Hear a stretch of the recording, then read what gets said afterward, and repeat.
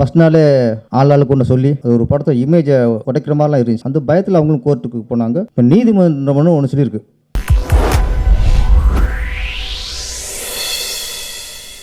அனைவருக்கும் வணக்கம். ஒரு சிறந்த நாள் இன்னைக்கு. சதுரங்க ஆட்டம் ஆரம்பம் இந்த படத்தின் தொடக்க விழா ஒரு நிறைவாக நல்ல ஒரு இறைவன் ஆசையோடு ஒரு மங்களகரமாக ஆரம்பிச்சிருக்கு. இந்த படம் மிகப்பெரிய வெற்றியடைய எல்லாம் உள்ள இறைவனை வேண்டுகிறேன்.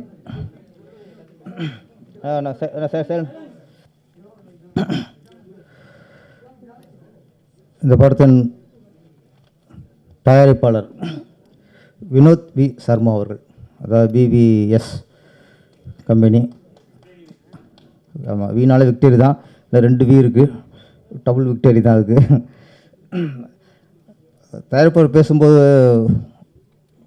ஒரு வார்த்தை சொன்னார் நம்மகிட்ட, சார் இந்த ப்ராஜெக்டு இயக்குனரோட அந்த கான்ஃபிடன்ட் நம்பி தான் சார் ஆரம்பிச்சிருக்கேன் அப்படின்னாரு. அப்புறம் படத்தோட கதை, அப்போ அந்த சதுரங்க ஆட்டம் ஆரம்பம் வந்து ப்ரொடியூசர் வந்து பெரிய ஹீரோக்குள்ளேயோ பெரிய பெரிய டெக்னீஷியனோ நம்பி இந்த படத்தை ஆரம்பிக்கல, ஒரு நல்ல கதையை நம்பி தான் ஆரம்பிச்சிருக்கிறாரு. இப்போ உள்ள சூழ்நிலையில் நல்ல கண்டென்ட் இருந்தாலே மக்கள் வரவேற்பு கொடுத்துறாங்க. அந்த படத்தை மிகப்பெரிய வெற்றி படம் ஆக்கிறாங்க. இன்றைக்கி பிஸ்னஸ் ஹீரோங்கிறது ஒரு 4-5 ஹீரோ தான் இந்த ஓப்பனிங் அப்படிங்கிறது. மற்ற எல்லாமே என்ன தான் நீ பெரிய ஹீரோக்கு சம்பளம் கொடுத்தாலும் சரி, பெரிய பெரிய பட்ஜெட்டில் எடுத்தாலும் சரி, மக்களுக்கு அந்த படம் பிடித்திருந்தால்தான் தான் இன்றைக்கி படம் வெற்றி அடையுது. இன்றைக்கி 2 தான். முன்னில் அப்படின்னா பரவாயில்ல அப்படின்னாலே ஒரு கலெக்ஷன் ஆயிரும்.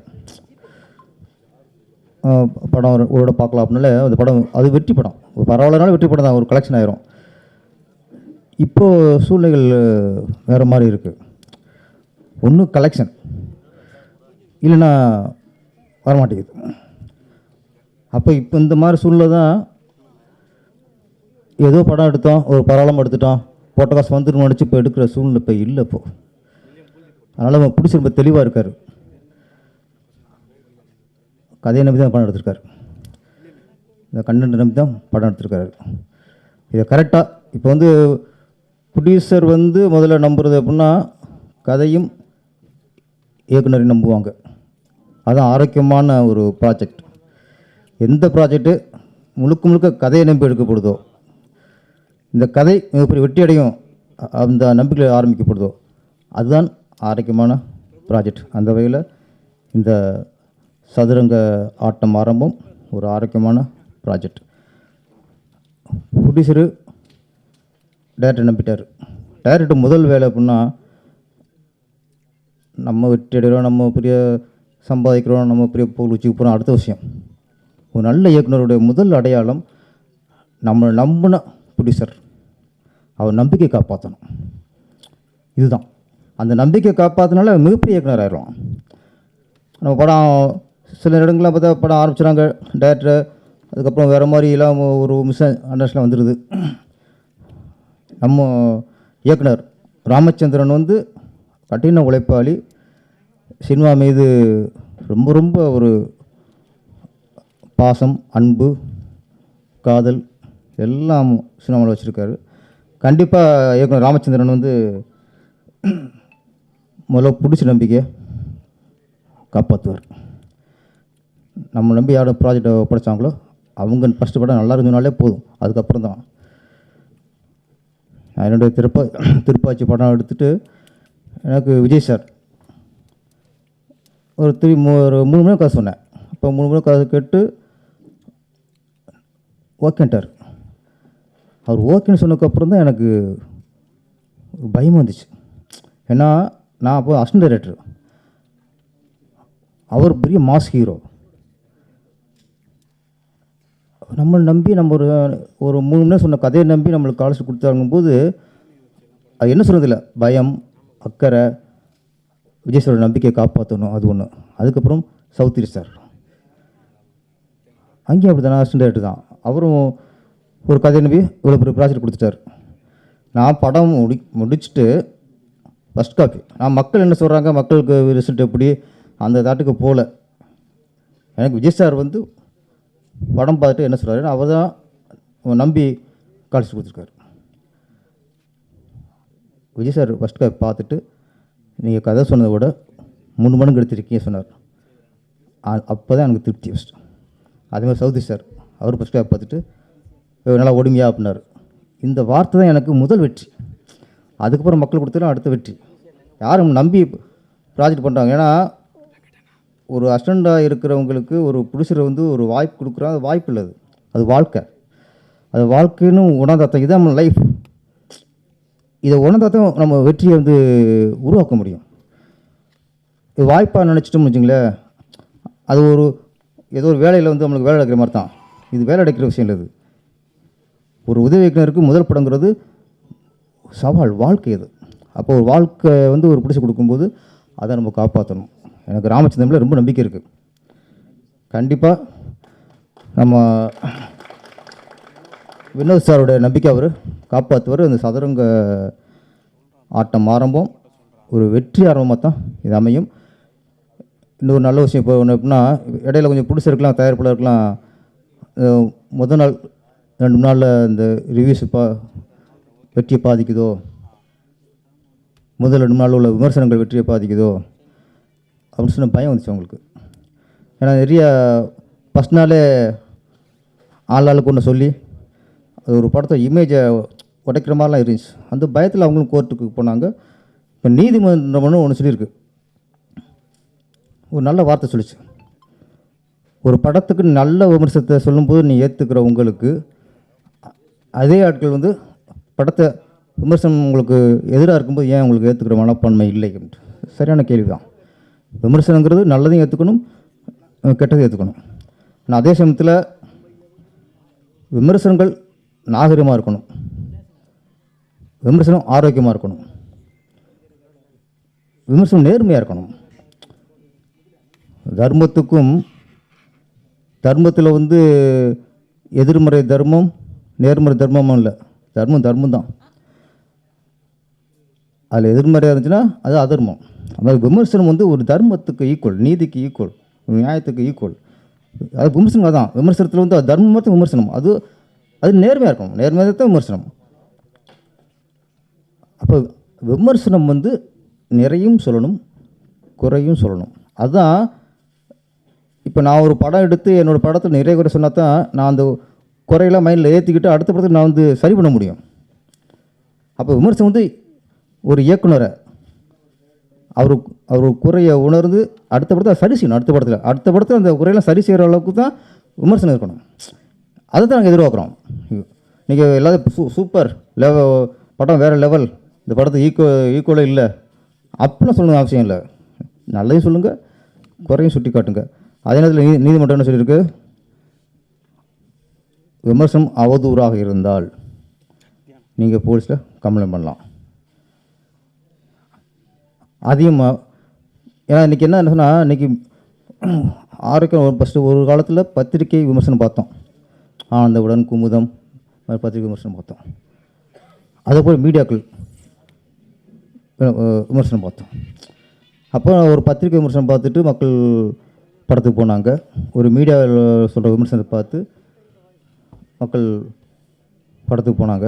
இப்போ என்னென்னா மக்கள் விமர்சனம் ஆகிட்டாங்க. இன்றைக்கி பத்திரிகை மீடியாக்களை மீறி ஆடியன்ஸே விமர்சனம்.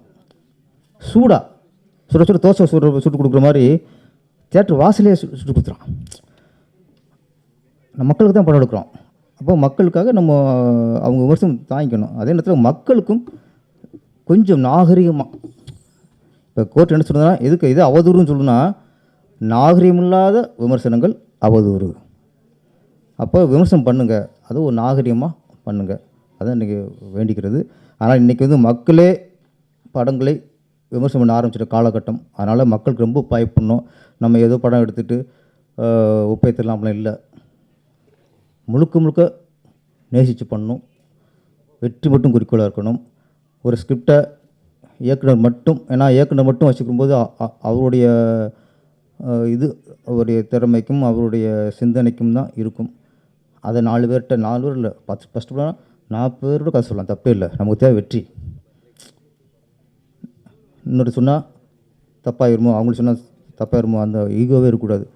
வெற்றி அடையணும்னா நீங்கள் உங்களுக்கு நம்பிக்கையான யாராக இருக்காங்களோ. அனைவருக்கும் வணக்கம். நான் கொஞ்சம் சீக்கிரமாக சொல்லிட்டு போகலான்னு தான் டைரக்டர்கிட்ட வந்தேன். சரி கூப்பிட்டுருவாங்கன்னு பார்த்தேன், கடைசி வரைக்கும் கூப்பிடல. சரி அப்படியே ஃபோன் வந்த மாதிரி நடிச்சிங்கன்னா வெளில போயிடலாமான்னு பார்த்தேன். கரெக்டாக அந்த நேரம் தான் கூப்பிட்டாங்க. நம்ம ஜிம் கேரி வந்து சொன்னார் சினிமா வாழ்க்கை லைஃப் பற்றி. சினிமாங்கிறது வந்து இந்த மைக் மாதிரி தான். ஹைட்டாக பேசிட்டு போகிறவங்களுக்கு அப்படி ஹைட்டாக இருக்கும், அதுக்கப்புறம் குள்ளமாக வரவங்களுக்கு அப்படி கொஞ்சம் குள்ளமாக இறக்கி அவங்கள அட்ஜஸ்ட் பண்ணிப்பாங்க. அதுதான் சினிமா. அப்படி இல்லாதவங்க ஹைட்டாக இருந்ததுன்னு வச்சிங்களேன், பக்கத்தில் இருக்கிறவங்க வந்து என்ன பண்ணுவாங்க, அப்படி இறக்கி விடுவாங்க மைக்கை. அதுதான் டைரக்டர். இந்த படத்துக்கு வந்து அவருக்கு வந்து ஒரு உதாரணமாக வந்து ஏதாவது பேசணுங்கிறதுக்காக ஒரு விஷயத்தை பேசி அட்ஜஸ்ட் பண்ணி அப்படி கிளம்புற விஷயந்தான், வேறு ஒன்றும் இல்லை. இந்த டைரக்டர் ராமச்சந்திர சாரை பற்றி சொல்லணும்னா, ஒரு 2 வருஷத்துக்கு முன்னாடி யூஎஸ்ஏல வந்து நிதிஷன் என்னுடைய ஃப்ரெண்டு ஃபோன் பண்ணி இந்த மாதிரி டைரக்டர் ராமச்சந்திரன் வந்து ஒரு படம் பண்ணுறாருன்னா கொஞ்சம் ஹெல்ப் பண்ணுங்க அவருக்கு, ஸ்கிரிப்ட் சைடில் இதெல்லாம். எனக்கு கொஞ்சம் அப்போது ஒர்க்கு இல்லை, கம்மியாக தான் இருந்தது. அதனால் சரி ஓகேன்ட்டு 2-3 தடவை ஃபோன் பண்ணேன். ஃபஸ்ட்டு நல்லா பேசினார், அதுக்கப்புறம் ரெஸ்பான்சிபிளே இல்லை. சரி நம்மளை பற்றி தெரிஞ்சிச்சு போல இருக்கு அப்படின்னு சொல்லிட்டு விட்டார். அப்படின்னு நானும் கம்முன்னு விட்டேன். அதுக்கப்புறம் அவனுக்கு ஃபோன் பண்ணி என்ன நீ சொன்ன அவ்வளோ சொன்ன அவர் கண்டுக்குமான்றாரு அப்படி இப்படின்னு பேசலான்னு பார்த்தேன். சரி ஓகே விட்டுரு, இதெல்லாம் இது மாதிரி நிறைய கடந்து வந்துட்டோம் அப்படின்னு சொல்லிட்டு இது விட்டாச்சு. சமீபத்தில் ஒரு ஃபேஸ்புக்கில் இவருடைய இதில் வந்து ஒரு இந்த மாதிரி பூஜை ஆரம்பம் அப்படின்னாரு. சரி ஓகே அப்படின்னு சொல்லிட்டு அதையும் கடந்து போயிட்டேன். அதுக்கப்புறம் பார்த்தீங்கன்னா ஒரு 2 நாளைக்கு முன்னாடி எனக்கு ஃபோன் பண்ணி, நான் நீங்கள் இந்த படத்தில் இந்த மாதிரி ஒரு கேரக்டரு, உங்களுக்கு சாங் இருக்குது அது இருக்குதுன்னு பயங்கரமாக இது பண்ணி பூஸ்ட் பண்ணி பேசிகிட்டே இருந்தார். எனக்கு செம ஆச்சரியம். எனக்கு என்னன்னா இது டக்குன்னு அப்போலாம் ஒன்றுமே கண்டுக்கல, இப்போ வந்து இவ்வளோ பூஸ்ட் பண்ணுறாரு. நைட்டு 2 மணிக்கெல்லாம் எனக்கு வாய்ஸ் மெசேஜ் அனுப்பிச்சிருக்காரு நேற்று நைட்டு. அப்போ தான் தெரிஞ்சுது ஒரு படம் வந்து 2 வருஷத்துக்கு முன்னாடி ட்ரை பண்ணி அதுக்கப்புறம் அதை கடந்து ஒரு ப்ரொடியூசர் கிடச்சி ஒரு படத்தை ஏற்படுத்தி அதுக்கப்புறம் தான் நம்மளை கூப்பிடணுங்கிற ஒரு மைண்ட் செட்டுக்குள்ளே இருக்கும் போதோ நம்மளை எவ்வளோ இம்பார்ட்டண்ட்டாக நினச்சிருக்கிறாரு. கண்டிப்பாக இந்த இது போய் ஆகணும் அப்படின்னு சொல்லிட்டு தான் நான் வந்தேன். ஏன்னா இன்றைக்கி வந்து எல்லாருடைய இயக்குநர்களுடைய இதுவே வந்து சதுரங்க இது மாதிரி தான், ஆட்டம் தான். ஒரு ப்ரொடியூசர் கிடச்சி ஒரு படம் பண்ணுறதுங்கிறது வந்து மிகப்பெரிய கஷ்டமான சூழ்நிலை. ஏன்னா எனக்கு இடையில் ஒரு 10 வருஷம் கேப் வந்தது. நான் ஒரு படம் டைரக்ஷன் பண்ணோங்கிற ஒரு கேப்பில் தான் தயாரிப்பாளரே எனக்கு கிடைக்காம ரொம்ப நம்ம பிளான் பண்ணதால் சக்ஸஸான பிளானிங் தான். அதுக்கப்புறம் நான் சுத்தமாக ஃபீல்டில் ஆல் அவுட்டு, அதை எங்கடா போயிட்டாரு அப்படின்னு எனக்கு இதுவெல்லாம் இடையில் கொரோனா டைம்லலாம் என் பேரில் ஒருத்தர் இறந்துட்டார். எனக்கு போஸ்டர் ஓட்டானுங்க, இந்த மாலையெல்லாம் அப்பயே வாங்கிட்டு வந்துட்டானுங்க. பூஜைக்கு போட வேண்டிய மாலையை கூட்டின்னு வந்து கடைசியில் எப்படி வந்தானுங்கிற மாதிரி சூழ்நிலைலாம் இருந்தது. அவ்வளோ போராட்ட களங்கள். அதனால் நான் எந்த படங்கள் போனாலும் நான் ஃபுல்லாக அந்த ஆர்டிஸ்டாக இல்லாமல் டைரக்டர் டீமில் தான் சப்போர்ட்டிங்காக இருப்பேன். ஏன்னா ஒரு டைரக்டருக்கு பல டைரக்டர்கள் நான் வந்து நடிக்க வச்சுருக்கிறேன், அது வேறு விஷயம். ஏன்னா பல பேர் ஊர்லேருந்து நல்லா சொகுசாக காவேரி ஆற்றங்கரெல்லாம் குளிச்சுட்டு இங்கே வந்து மேன்சன் ஹவுஸில் ஒரு மாதிரி ஸ்மெல்லோ இப்போ எல்லாம் குடும்பத்தையும் இருந்துட்டு இங்கே சினிமாக்காக போகிறான்னு இருப்பாங்க. அவங்களெல்லாம் ஊர்லலாம் கேட்கும் போகும்போது எங்கன்னு கேட்டால் திருட்டு ஜெயிலில் இருக்கிறான் போலகுது, அதான் ஆளே காணணுவானுங்க. ஆனால் இங்கே எவ்வளோ போராட்டங்கள் இருப்பேன். அதனால தான் என்ன சொல்லுவோன்னா, ஒரு சீன் நடிச்சிருங்க நீங்கள் இந்த படத்தில், அப்போ நீங்கள் இந்த ஃபீல்டில் இருப்பீங்க அப்படின்னு தெரியுங்கிறதுக்காக நான் பல டைரக்டருங்களை வந்து நடிக்க வச்சுருக்கிறேன். அந்த மாதிரியான போராட்ட காலங்கள், இந்த கஷ்டங்கள்ங்கிறது வந்து எல்லாருமே சொல்கிறது தான். இது நம்ம கடந்து வந்த பாதை கஷ்டங்கள் அது இதுங்கிறது எல்லாமே இருக்கக்கூடிய பிரச்சனைகள் தான் இது. பட் இருந்தாலும் அவ்வளோ ஒரு போராட்டம் கடிச்சு இன்றைக்கி ஒரு படம் எடுத்து அது தேட்டர் ரிலீஸ் ஆகி ஓடிடியில் வாங்குறது கொள்றதுங்கிறலாம் எவ்வளோ பெரிய கஷ்டங்கிறது நமக்கு தெரியும். படம் எடுத்தாலும் ஓடிடியில் வாங்குறது இல்லை, அது மாதிரியான விஷயம். பெரிய ஆர்டிஸ்ட் படங்கள் அந்த மாதிரி சில படங்கள், சின்ன படங்கள் ரொம்ப கஷ்டம். ஆனால் இந்த மாதிரி சூழ்நிலையிலேருந்து ஒரு படத்தை ஆரம்பித்து பூஜையே இவ்வளோ பெரிய லெவலில் கொண்டாடி ஒன்று ப்ரொடியூசர் நம்பிக்கையாக வந்திருக்கிறாருன்னா அவர் இந்த கதை மேலே வச்சுங்கிற நம்பிக்கை தான். சர்மா சார் சூப்பர் சார், உங்களை மாதிரி நிறைய ப்ரொடியூசர்கள் வரணும். இந்த மாதிரி டைரக்டர்களுக்கு நல்ல கஷ்டப்படுறாங்க எவ்வளோ இயக்குநர்கள், அவங்களுக்குலாம் ஒரு நல்ல வாய்ப்புகள் தரணும் அப்படின்னு நான் ஒரு அன்பாக வேண்டிக்கிறேன் சார். ஓகே, அனைவருக்கும் நன்றி, வணக்கம். மிகவும் சந்தோஷமான ஒரு தருணம் என்னென்னா வந்து பார்த்திங்கன்னா, ரொம்ப வருஷத்துக்கு அப்புறம் வந்து இந்த மாதிரி ஒரு பூஜை அட்டன் பண்ணுறது ரொம்ப ஹாப்பியாக இருக்குது. மீடியாவுடைய பவர்ஃபுல் சப்போர்ட் இருக்கிறதுனால ரொம்ப சந்தோஷமாக இருக்குது. அண்டு டைரக்டர் ராமச்சந்திரன் வந்து பார்த்திங்கன்னா இஸ் a கிரேட் போராளி. நான் ஒரு 3 இயர்ஸாக பார்த்துட்ருக்கேன். ரொம்ப ஜென்யூன் பர்சன். அண்ட் இன்ஃபேக்ட் என்கிட்ட ஸ்கிரிப்ட் சொன்னப்போ நான் சொன்னேன் 100% பண்ணுவோம் ராமச்சந்திரன், கொஞ்சம் டைம் கொடுங்க. ஏன்னா நம்ம ஒரு 3 படம் பண்ணோம், அதுக்கப்புறம் கொஞ்சம் கேப் எடுத்துட்டேன், இப்போ ஒரு படம் ஒன்று ஸ்டார்ட் பண்ணியிருக்கேன் அப்படின்னு சொல்லியிருந்தேன். பட் இருந்தாலும் அவர் வந்து மீட் பண்ணி நீங்கள் ப்ரொடியூஸ் பண்ணலனாலும் நம்ம படத்தில் வந்து நீங்கள் நடிக்கணும் சார் அப்படின்னாரு. 100% நான் நடிக்கிறேன் ராமச்சந்திரன். உங்களுடைய போராட்டத்துக்கும் உங்களுடைய கதைக்கும் 100% நீங்கள் வந்து சக்ஸஸ்ஃபுல் டைரக்டராக வருவீங்க, வரணும். ஆனால் அவரை பார்த்தா அந்த மாதிரி தெரியாது, உள்ளே நிறைய விஷயம் வச்சுருக்காரு. Good, wishing him very all the best. இன்னொன்று, தயாரிப்புன்றது வந்து பார்த்திங்கன்னா நம்ம கொக்கி, கருப்புசாமி குத்தகைதாரர், மலையன் 3 படம் பண்ணோம் கரண ஹீரோ வச்சு. 3மே வந்து பார்த்திங்கன்னா எங்களுக்கு வந்து சக்ஸஸ்ஃபுல் ப்ராஜெக்ட். அண்ட் அதுக்கப்புறம் வேரியஸ் ரீசன்னால் வந்து பார்த்திங்கன்னா டிலே ஆச்சு. பட் அகைன் ஐ ஸ்டார்டட் அக்னின்னு ஒரு படம் ஸ்டார்ட் பண்ணியிருக்கேன். அந்த படம் வந்து பார்த்திங்கன்னா almost we are in finishing stage. அதுக்கப்புறம் கண்டினியூஸ் நெக்ஸ்ட் இயர் வந்து ப்ரொடக்ஷன் ஸ்டார்ட் பண்ணிவிடுவோம். ஏன்னா என்னுடைய ஒரே ஒரு தாட் என்னென்னா, ஆக்டிங் ஒன் பார்ட், நம்ம சீரியல்ஸ் நிறையா பண்ணியிருக்கோம், படங்கள் நிறையா பண்ணியிருக்கோம். ஆனால் ப்ரொடக்ஷன்ன்றது பார்த்திங்கன்னா நம்ம சினிமாவில் இருக்கோன்னா it's a part of life. நம்ம வந்து பலதரப்பட்ட மக்களுக்கு, பல்லாயிரம் மக்களுக்கு வந்து பார்த்திங்கன்னா நம்ம வந்து ஒரு வாழ்வாதாரமாக இருக்கும் நம்முடைய சப்போர்ட். அதுதான் வந்து happiest moment in life. So Vinod sir வந்து பார்த்திங்கன்னா VVS அப்படின்னு வச்சுருது, விக்ட்ரி, சக்ஸஸ் எல்லாமே சேர்ந்து வச்சுருக்காரு. சந்தோஷம். ஏன்னா நாங்கள் வந்து ஃப்ரெண்ட்ஸ் சினிமா ப்ரைவேட் லிமிடெட்னு ஒரு கம்பெனியை லான்ச் பண்ணி கொக்கி படத்துக்கு பிரபு சால்மனுக்கு ரீஎன்ட்ரி கொடுத்தோம். நாங்கள் பூச்சை எதுவும் பண்ணல. பட் என்னென்னா வந்து லான்ச் வந்து பார்த்திங்கன்னா title launch and production launch வந்து அக்கார்டில் வந்து கமல் சாரை வச்சு தான் நாங்கள் வந்து லான்ச் பண்ணோம். அப்போ வந்து அவர் அந்த டைட்டில் அதுக்கு மேலே வந்து ஃப்ரெண்ட்ஸ் சினிமா ப்ரைவேட் லிமிடெட் என்னொன்னே ஃபேண்டாஸ்டிக், அந்த பேனர் நேம் நல்லாயிருக்கு.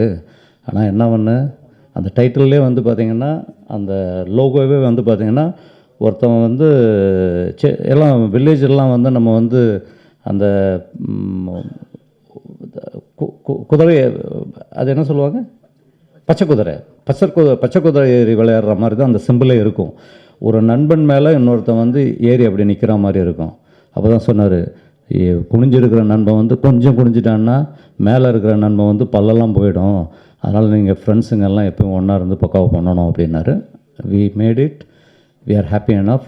அதனால் வினோத் சார் வந்து சினிமாவுக்கு தக்க சமயத்தில் வந்திருக்காரு. இன்றைக்கி கண்டென்ட் அது ஒன்று இருந்தாலே மூவி வந்து 100% வந்து நமக்கு வந்து ஃபெயிலியர் இல்லைனாலும் சக்ஸஸ் இல்லைனாலும் அது வந்து நம்மளை வந்து ஒரு லெவலில் வந்து கண்டினியூஸ் ப்ரொடக்ஷன் பண்ணுறதுக்கு ஈஸியாக இருக்கும்.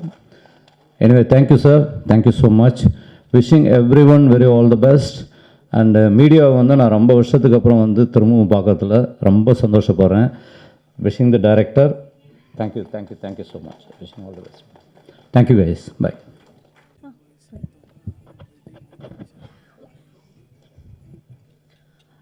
எல்லாருக்கும் வணக்கம். என் பேர் சோனியா. ஸோ இந்த படத்தில் எனக்கு வாய்ப்பு கொடுத்த ராம் சாருக்கு ஃபஸ்ட்டு ரொம்ப தேங்க்ஸ். அண்ட் தென் அதனால எனக்கு வந்து வினோத் சார் தெரியும். பிகாஸ் எனக்கு இந்த வினோத் சார் இந்த படம் ப்ரொடக்ஷன் பண்ணுறதுக்கு முன்னாடிலேருந்தே ராம் சார் செலக்ட் பண்ணி நீங்கள் தான் பண்ணணும், உங்களுக்கு இந்த கேரக்டர் ரொம்ப நல்லாயிருக்கும், ஆப்டாக இருக்கும், ஸோ நீங்கள் தான் பண்ணி ஆகணும் அப்படின்னு சொன்னார். ஸோ 3 days பேக் எனக்கு கால் பண்ணி இந்த மாதிரி போஸ்டர் அனுப்பி ஃப்ரைடே வச்சுருக்குறோம், நீங்கள் வந்தே ஆகணும் பூஜைக்கு அப்படின்னு சொன்னாங்க. ஸோ ராம் சாரோட ஒரே வார்த்தைக்காக நான் கிளம்பி வந்தேன். ஸோ இங்கே வந்து எங்கள் படத்துக்காக வாழ்த்த வந்திருக்கும் எல்லா நல்ல உள்ளங்களுக்கும் நன்றி. எங்களோட இந்த படம் ஸ்டார்டிங் நெக்ஸ்ட்டு சக்ஸஸாக வரும்போதும் எல்லாரையும் திரும்ப மீட் பண்ணுவோம். தேங்க்யூ. ஹாய், எல்லாருக்கும் வணக்கம். Very good day. ஸோ இது ரொம்ப last minute and thank you for the press எங்களுக்காக லாஸ்ட் மினிட்ல வந்ததுக்கு. And I am so thankful to the whole team and I am so grateful to be a part of this team. And thank you DOP Danny sir and director Ram sir. கொஞ்சம் last மினிட்ன்றனால நர்வஸாக இருக்குது, உங்களுக்கும் எப்படி இருக்குன்னு தெரில. But I am so thankful for it. Happy to be a part of this team. Thank you. எல்லாருக்கும் வணக்கம். ஸோ இந்த படத்தில் மியூசிக் கம்போசிஷன் பண்ணுறோம் நாங்கள். ஸோ ஃபர்ஸ்ட் ஆஃப் ஆல் இது ஒரு பெரிய தேங்க்ஸ் ராம் சாருக்கும் வினோத் சாருக்கும் இந்த ஒரு ஆப்பர்ச்சுனிட்டிக்கு. ஸோ ராம் சார் வந்து ஸ்டூடியோவில் ஒரு நாள் கதை சொன்னார். So it was very fast paced. நம்ம ஒரு ஹைப்பர் லிங்க்டு ஒரு ஸ்டோரி. எங்களால் முடிஞ்ச ஒரு நல்ல பெஸ்ட்டான ஒரு ஸ்கோரை வந்து கொடுப்போம்னு நம்புகிறோம். அண்ட் இந்த நியூ இயருக்கு நாங்கள் ஒரு நியூ இயர் சாங் ஒன்று லான்ச் பண்ணலாம் அப்படிங்கிற ஒரு ஐடியா இருக்குது. ஸோ கண்டிப்பாக அதோட நியூஸோட கூடிய சீக்கிரம் will all meet you. And really thanks for every one, press and media. Main thanks John சாருக்கு. சார் ரொம்ப தேங்க்ஸ், உங்களோட சப்போர்ட் எங்களுக்கு எப்பவும் இருக்கணும். Thank you so much every one. கூடிய சீக்கிரம் சந்திப்போம். தேங்க்யூ.